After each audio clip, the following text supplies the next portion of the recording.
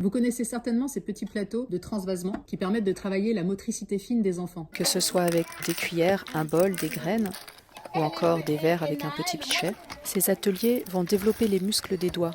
Ça va permettre aux enfants de coordonner leurs deux mains qui n'auront pas forcément les mêmes actions, mais qui pourtant sont complémentaires.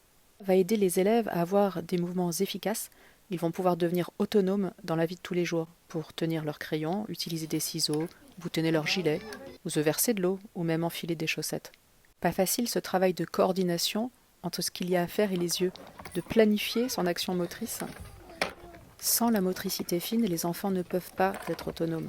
En plus, ils sont fiers d'être compétents et ils adorent faire comme les grands. Il suffit de regarder cette table où 5 enfants travaillent côte à côte, on n'entend que le bruit de leur respiration. Un peu de jargon. Les enfants vont devoir gérer leur approche. Visuellement, ils savent ce qu'il faut faire, mais il faut aussi s'occuper de la préhension, du transport, du relâchement des doigts. Tout ça, ça se fait de façon volontaire et il faut savoir coordonner ses deux mains, utiliser les outils. Lorsque les graines tombent par terre, c'est parfait pour l'apprentissage, parce que les enfants vont pouvoir rectifier instantanément leurs gestes. C'est comme ça qu'ils se rendent compte si la pince n'était pas assez forte, ou s'ils ont été trop rapides, ou que le pichet n'était pas assez incliné. La répétition est la clé pour que les enfants deviennent autonomes, toniques et efficaces.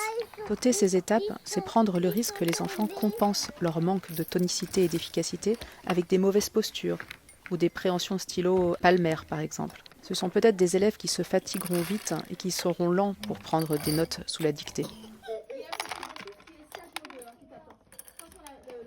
Des bols, des pichets, des verres, des cuillères de toutes formes, des entonnoirs, des herlaines, des petites choses avec des becs verseurs. Et pas que du plastique, parce qu'il est important de sentir le poids des objets.